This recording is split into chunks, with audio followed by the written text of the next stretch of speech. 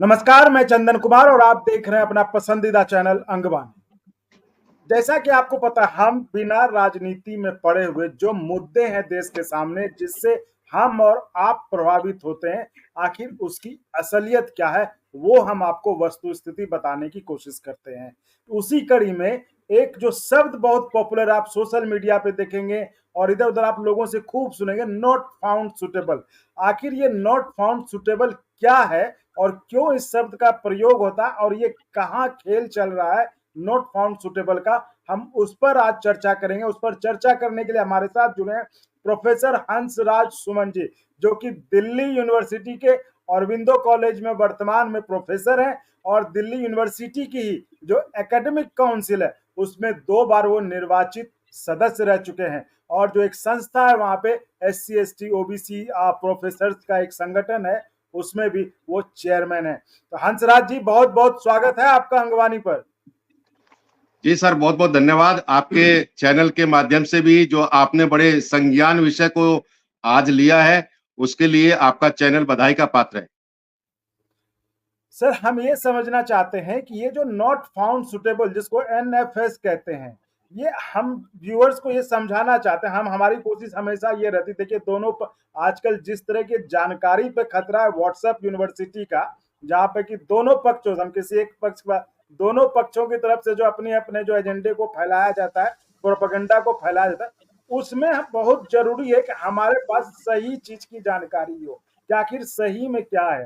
तो इसलिए सर, हमारी ये कोशिश रहती है बिना राजनीति में इधर और उधर का साइड लिए हुए जो वस्तु स्थिति है उसको हम अपने व्यूअर्स को समझाएं।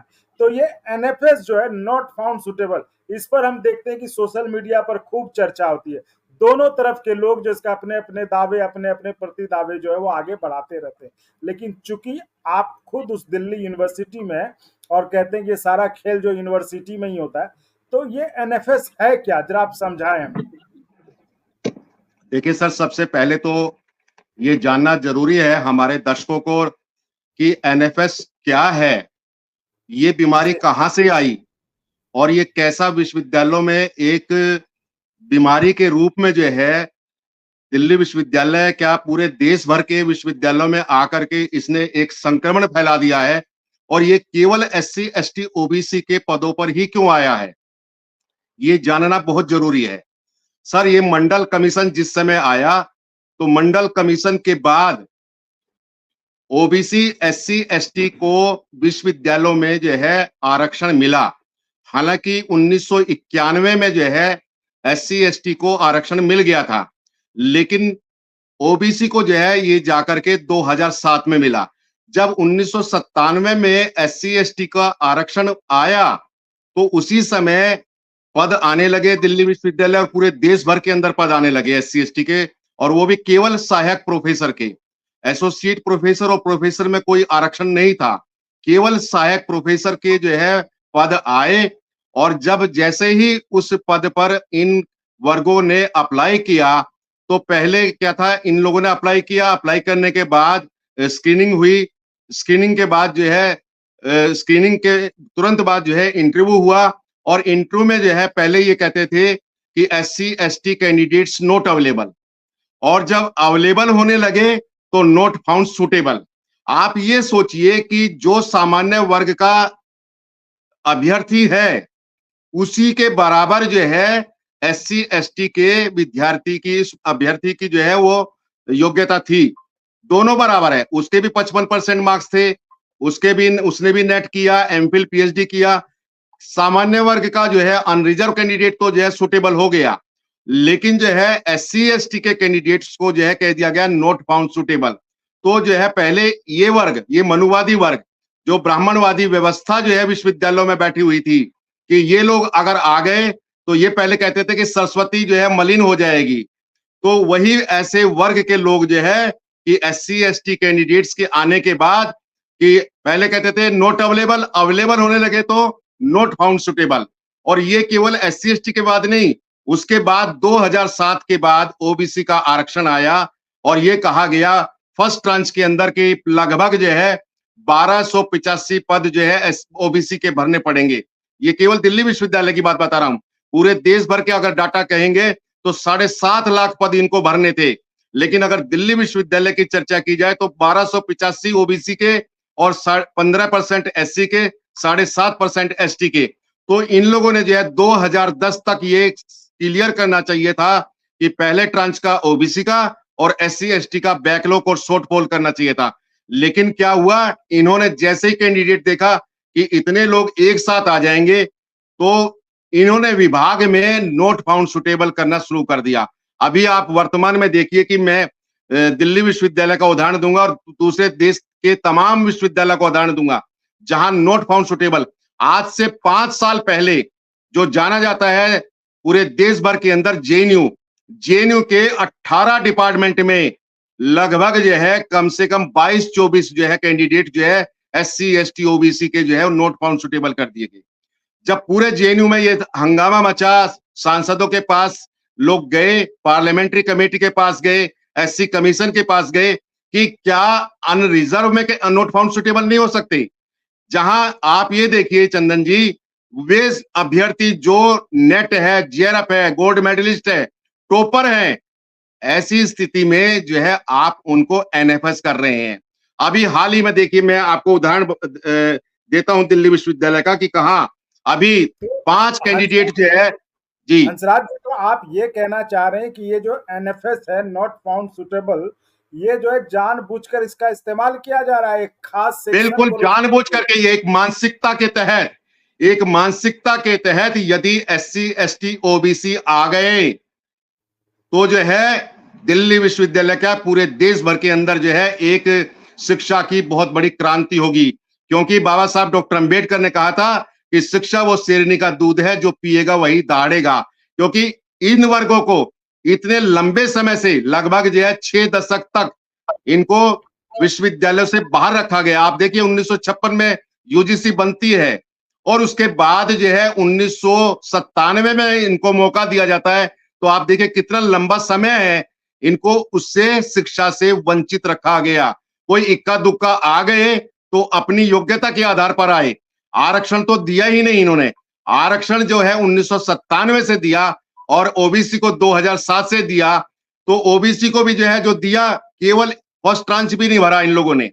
सेकंड ट्रांच की तो बात छोड़ दीजिए, फर्स्ट ट्रांच में भी ये लोग जो है कहीं कहीं किसी कॉलेज ने, जबकि 9 करोड़ से लेकर के 14 करोड़ केंद्र सरकार ने पैसा दिया ओबीसी का, ओबीसी के छात्रों के लिए कि आप ओबीसी के 54% जो है छात्र जो है प्रवेश करेंगे। लेकिन अगर देखते हैं हर बार हमारा संगठन जो है ये भी उठाता है, एससी एसटी ओबीसी के छात्रों का प्रवेश भी पूरी तरह से वहां जो कोटा है उसके कोटे के हिसाब से प्रवेश नहीं दिया जाता। दोनों जगह, चाहे वो कर्मचारी है, शिक्षक है, छात्र, तीनों कैटेगरी में जो है ये नोट फाउंड सुटेबल कर दिया जाता है।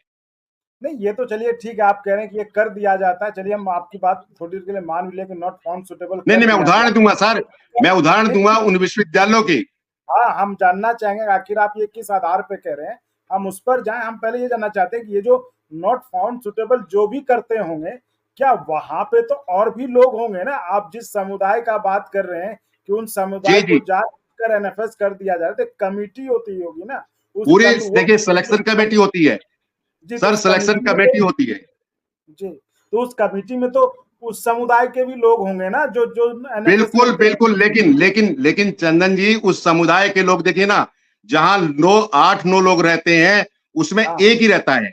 एससी एसटी ओबीसी में से केवल एक जो है ऑब्जर्वर रखा जाता है, जिसमें 2 एक्सपर्ट होते हैं, एक वीसी नॉमिनी होता है, टीआईसी होता है, चेयरमैन होता है, प्रिंसिपल होता है। जो ऑब्जर्वर होता है, यहां बड़ा उस ऐसे व्यक्ति को भेजा जाता है जो किसी पार्टी से प्रतिबद्ध है, जो कि वो वहां जाकर के बिल्कुल नहीं बोलता, हमारा गला काट करके आता है। जबकि उसको भेजा जाता है ये कि आप एससी एसटी ओबीसी के इंटरेस्ट को ध्यान में रखते हुए आपको ये पद भर करके आने हैं। लेकिन वो अपने छोटे से इंटरेस्ट के लिए, क्योंकि एक दिन के उसको 5500 रुपए मिलती है टीएडीए, अगर वो 7 दिन गया तो लगभग उसको जो है 35-40 हजार रुपए मिलेंगे और 40 हजार रुपए वो जेब में डाल करके आ जाएगा।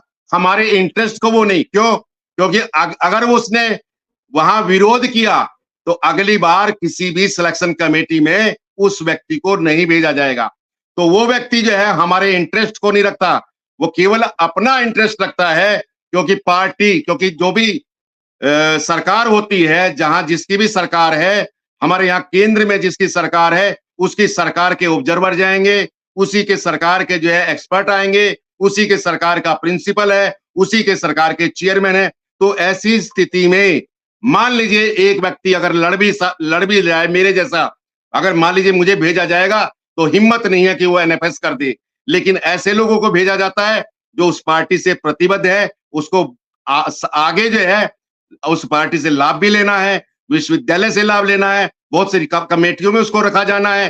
तो ऐसी स्थिति में वो व्यक्ति जो जिसको हम कहते हैं कि ये हमारा है, हमारा ऑब्जर्वर है, हमारा ख्याल रखेगा, लेकिन वो हमारे अभ्यर्थी की हत्या करके आता है कि आप एनएफएस हो गए। अभी हाल ही में देखिए लेडी श्री राम कॉलेज में 377 बच्चे गए, अभ्यर्थी गए, ओबीसी की एक सीट थी, 377 में सर वहां गोल्ड मेडलिस्ट, टॉपर, पीएचडी, इतना रिसर्च वर्क उनका, और कह रहे हैं केवल जनरल की पोस्ट आपने भर ली, ईडब्ल्यूएस की आपने भर ली, पीडब्ल्यूडी की आपने भर ली, ओबीसी में ये कह दिया गया नॉट फाउंड सुटेबल।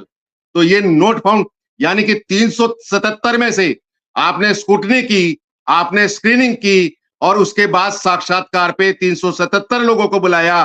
क्या एक सप्ताह लगभग जो है सर वहां पर इंटरव्यू प्रोसेस चलता रहा, या 4 दिन 5 दिन प्रोसेस चलता रहा, तो क्या उनमें से एक कैंडिडेट जो ओबीसी का 377 में से क्या सभी के एनएफएस हो सकते हैं? ये क्वेश्चन मार्क है। क्या उनमें सारे के सारे अयोग्य थे? क्या अनरिजर्व में कैंडिडेट में जो कैंडिडेट आए वे सुटेबल है? क्या ईडब्ल्यूएस में सुटेबल है? क्या पीडब्ल्यूडी में सारे सुटेबल है? एनएफएस जो किया जाना है वो ओबीसी के लिए है, क्या एससी एसटी के लिए है? नहीं तो ठीक है, मैं ये ये कह रहा हूं सवाल तो क्या कभी आपने उनसे बात करने की कोशिश की, जो वो ऑब्जर्वर बन के जाते थे, और उनका क्या कभी बात हुई आपकी, मतलब संयोग से या जान के बिल्कुल किया, कभी तो बिल्कुल क्या किया। कहा उन्होंने? जो जाने वाले हैं वे भी हमारे ही लोग हैं। उनका क्या? कहना है कि उनका कहना है हमारे हाथ बंधे, हम पार्टी विशेष से हैं। यदि हमने उनके खिलाफ जाकर के काम किया तो अगली बार हमें संगठन से भी वो कर देंगे बाहर। दूसरा, हमें अगली बार जो है जहां हमें भेजना चाहिए था, देखिए सर ये मलाई है, मलाई, हर व्यक्ति मलाई को खाना चाहता है। तो हमारा जो व्यक्ति है लंबे समय से उसको कहीं भेजा नहीं जा रहा था, अब उसको ऑब्जर्वर के रूप में भेजा जा रहा है। अगर वो 50 जगह चला गया, 56 जगह चला गया, आप देखिए एक जो अपॉइंटमेंट है वो लगभग 7 दिन चलता है, तो 7 दिन 5500 रुपए एक दिन के उसको मिल रहे हैं, तो 35,000 रुपए उसको अतिरिक्त मिल रहे हैं ना उस पर किसी तरह का कोई वो बताने के लिए कि मैं वहां जा रहा हूं। 35,000 उसके अतिरिक्त आ रहे हैं, तनख्वाह से अतिरिक्त एक बार के अपॉइंटमेंट में आ रहे हैं। तो ऐसी स्थिति में वो हमारे लिए क्यों लड़ेगा? वो तो उस सिस्टम से क्यों लड़ेगा? सिस्टम से तो वो व्यक्ति लड़ सकता है जिसको दुख दर्द है अपने उस समाज का, जो आया है गरीबी से कि किस तरह से मैंने शिक्षा अर्जित की है, मैं अपने वर्ग का, क्योंकि जो व्यक्ति अपने वर्ग का नहीं हुआ वो पार्टी विशेष का कैसे? पार्टी तो आज है कल चली जाएगी, लेकिन समुदाय में, शिक्षक समुदाय में उसको लंबे समय तक बैठना है। लेकिन वो व्यक्ति हमारे जो है उस पद को हत्या करके आता है, बिल्कुल समाप्त करके आ जाता है कि ये एनएफएस है, यहाँ कोई भी सुटेबल नहीं पाया गया। चलिए, ये तो आपने बताया कि वहाँ जो लोग जाते हैं वो भी मतलब आप ही के हैं, और उनसे बात हुई आपके, और वो साफ कहते हैं कि हम बंधे हुए हैं। चलिए, तो ये आप किस आधार पे इस तरह की बात कर रहे हैं, आप वो बता दीजिए।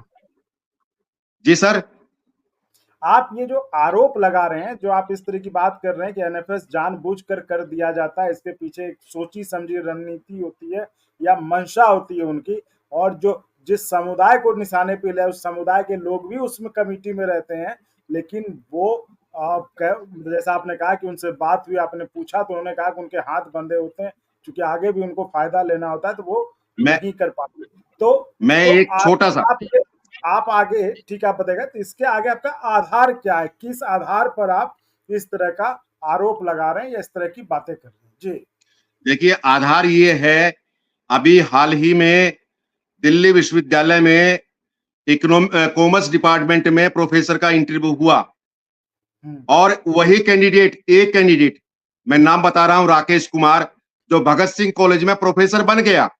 उसके इतने जो है रिसर्च वर्क है सर, और इतना अच्छा काम किया, वो प्रोफेसर वहां बन गया।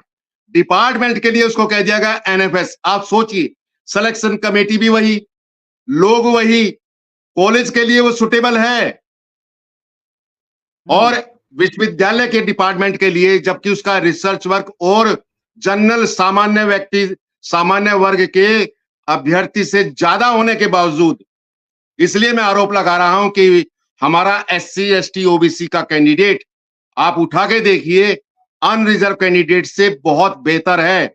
उसका उसका आप निकाल के देखिए डाटा, कि सबसे बेहतर कैंडिडेट होने के बावजूद, और कैंडिडेट वो कह रहे हैं, विश्वविद्यालय प्रशासन कह रहा है कि नॉट फाउंड सुटेबल। जब हमने उनसे बात किया, आपने किस आधार पर किया कि मैं अकेला कुछ नहीं कर सकता? उनका कहना है हम अकेले, मेरी एक वोट है और उस वोट की भी कोई गिनती नहीं है। वो कहते हैं कि हम 8 लोगों में से 7 लोग एक साथ हो गए, तब भी वो नियुक्त। हमने कहा आप डाइसेंट देते, डाइसेंट यानी कि विरोध प्रकट करते कि कम से कम जो है कि वो कैंडिडेट जो है, इतने बेहतर कैंडिडेट आए थे, मैं इन सब का विरोध करता हूं, तो कम से कम जो है हम उसको संसद के सामने, पार्लियामेंट में उठाते, यूजीसी के सामने ले जाते, एमएचआरडी के सामने ले जाते कि देखिए हाँ, इस व्यक्ति ने विरोध किया है कि 377 कैंडिडेट आए या यहाँ 50 कैंडिडेट आए, गोल्ड मेडलिस्ट थे, लेकिन वो हमारा व्यक्ति लिखित में नोट ऑफ डाइसेंट सर नहीं देता है। वो डरता है कि 7 लोगों के बीच मेरी जो वो है, मैं कैसे इनके साथ रहूंगा, क्योंकि उस विश्वविद्यालय में रहना है। यदि उसको विश्वविद्यालय में, अगर मान लीजिए मैं गया हूं, मैं कई जगह गया हूं, मैं कई लोगों ने कहा कि नहीं सर ये कैंडिडेट जो है सुटेबल नहीं। मैंने कहा नहीं, सुटेबल का क्या पैमाना है? क्या अनरिजर्व के लिए जो 3rd डिविजनर वो पैमाना, उसको तो आप सुटेबल मान रहे हैं? जो ओबीसी का, एससी एसटी का through out 1st division topper है, उसको आप एनएफएस करें? नहीं। जहां मेरे जैसा कैंडिडेट जाएगा, उस ऑब्जर्वर के लिए हिम्मत नहीं है चेयरमैन की, प्रिंसिपल की, या यूजीसी के किसी व्यक्ति को वो अनसुटेबल कर दे। तो ये व्यक्ति में चंदन जी वो रहता है कि हाँ, वो देख लेते हैं, ऐसे मरे हुए लोगों को भेजते हैं, मरे हुए लोगों को जिनके हाथ पांव नहीं है और जो सिस्टम के साथ चलते हैं, कुछ मिलना है आगे जाकर के, उनको, ऐसे लोगों को जो है वो भेजा जाता है। तो हमारा विरोध तो जो है, देखिए, ऑब्जर्वर हो, लेकिन ऐसा व्यक्ति हो जो दिल्ली विश्वविद्यालय से बाहर का हो, किसी संगठन का ना हो, किसी जो है पार्टी से प्रतिबद्ध ना हो, या रिटायर्ड कोई जज हो, या रिटायर्ड जो है प्रोफेसर हो, जो कि हमारे इंटरेस्ट को देखने वाला हो। वो अगर होगा तो कभी भी हमारा एनएफएस नहीं होगा। जी, तो बहुत बहुत धन्यवाद हंसराज जी, आपने इतने अच्छे ढंग से बताया कि एनएफएस का खेल क्या है, एनएफएस यूनिवर्सिटी में क्यों चल रहा है और एनएफएस कौन चला रहे हैं। इसको अगले एपिसोड में हम आपसे ये समझने की कोशिश करेंगे, आखिर जो आपने इतनी सारी बातें की कि एनएफएस क्यों हो रहा है, कैसे हो रहा है, कौन कर रहा है, इनके उदाहरण समझेंगे कि कहाँ क्या हुआ। जैसे आपने डीयू का जिक्र किया, जेएनयू का जिक्र किया, और भी यूनिवर्सिटीज होंगे जहाँ पे इस तरह की चीजें हो रही हैं। हाँ सर, मैं देखिए, तो वो हम अगले एपिसोड में आपसे उन सब चीजों का जिक्र करेंगे कि ये एनएफएस कहाँ हुआ और कैसे कैसे हुआ, और उसके पीछे आधार क्या है, उसके पीछे सच्चाई क्या है, एनएफएस किया है, उनकी क्या मानसिकता है, क्यों जो है वो एनएफएस करना चाहते हैं। अभी देखिए ना, सीआई पूरे वर्ल्ड की सबसे एजुकेशन की संस्था है, वहां पर भी OBC 2 candidate, professor, associate professor, assistant professor, जबकि वहीं उन्हीं के पढ़ाए हुए हैं। देखिए, सवाल तो तब पैदा होता है कि आप चंदन जी, आप किसी कैंडिडेट को पढ़ाए, आपका शिष्य हो, और आप ही वो गोल्ड मेडलिस्ट हो, और आप ये कहे कि नॉट फाउंड सुटेबल, तो क्वेश्चन मार्क किस पर है? क्वेश्चन मार्क उस टीचर पर है जिसने उसको पढ़ाया है, और वही अपने कैंडिडेट को ये कहता है कि मेरा कैंडिडेट एनएफएस हो गया है। अरे लानत है ऐसे उस पर, टीचर्स पर, जो ये कहता है कि मेरा अपना टीचर ही, मेरा स्टूडेंट जो है वो एनएफएस है। बड़ी मतलब हंसी आती है, जिन्होंने उसको पढ़ाया, रिसर्च कराया, आर्टिकल लिखे, और वही वो कह रहे हैं कि ये कैंडिडेट एनएफएस है।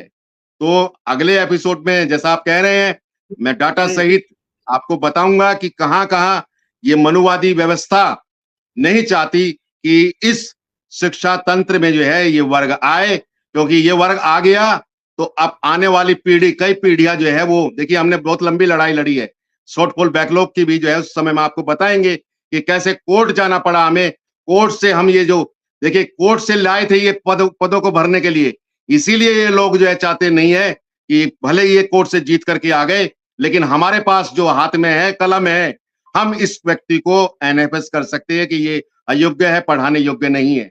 तो इस तरह से ये लोग कैसे जो है बदला लेने की एक है, मतलब एक बदला लेने की प्रवृत्ति इन लोगों में बढ़ गई है कि इनको एनएफएस कर दो, समाज के सामने ये जाए कि इनको पढ़ाना नहीं आता, इनको पढ़ाना नहीं आता, जबकि गोल्ड मेडलिस्ट जो है इस विश्वविद्यालय के अंदर एससी एसटी ओबीसी के कैंडिडेट हैं, ठीक है सर, एक से एक बेहतर कैंडिडेट है जी। तो इसको हम अगले एपिसोड में इस पर विस्तार से चर्चा करेंगे, और चूंकि ये इतना बड़ा मसला है, चूंकि हर जगह देखता हूँ इसको लेकर चर्चा होती है, तो एक वीडियो में या एक दिन में इस पर चर्चा पूरा कर पाना भी संभव नहीं है। एक उदाहरण देकर सर, एक उदाहरण देकर के सर, एक उदाहरण देकर के जिसका संसद में भी अनुप्रिया पटेल जी ने वो सवाल उठाया और लालजी वर्मा जी ने भी वो सवाल उठाया, एक ओबीसी वाला, पूरे उसमें अकेला कैंडिडेट, एमडी मेडिसिन पूरे भारतवर्ष के अंदर अकेला कैंडिडेट, टॉपर कैंडिडेट, उसको भी इन लोगों ने क्या किया,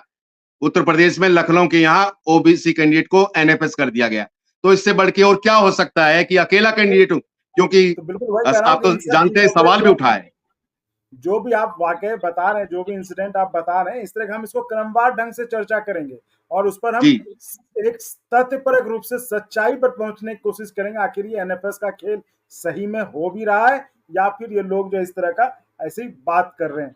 तो बहुत बहुत धन्यवाद हंसराज जी, आपने अच्छी जानकारी दी एनएफएस पे, और व्यूवर्स से भी हम गुजारिश करेंगे कि आप इसी तरह चैनल को सब्सक्राइब, लाइक, शेयर करते रहें, और सब्सक्राइब करने के साथ साथ चैनल को ज्वाइन भी करें, क्योंकि हमें आपके मदद की जरूरत है, क्योंकि हम जो अब आगे ले जाना चाहते हैं इसे एक वैचारिक मंच के रूप में, देखिए हम इसे एक राजनीतिक प्लेटफॉर्म नहीं बनाए, क्योंकि वहां पर, इसलिए हम इसे अपने रिसोर्सेस को चला रहे हैं, तो वहां पर आपका सपोर्ट बहुत जरूरी हो जाता है। तो आप चैनल को सब्सक्राइब के साथ ज्वाइन भी करें, और हम इसी तरह आपके मुद्दे जो आपसे जुड़े हुए हैं, जिससे आप परेशान हैं, जिससे आप सफर कर रहे होते हैं, हम उसे उठाते रहेंगे। तो बहुत बहुत धन्यवाद Hansraj ji. Thank you sir, thank you. और अगर आपको अच्छा लगा तो एक बार और आपको मैं कहना चाहूँगा कि आप इसको प्लीज सब्सक्राइब और शेयर करते रहें, ताकि हमारा भी मनोबल और सपोर्ट बना रहे।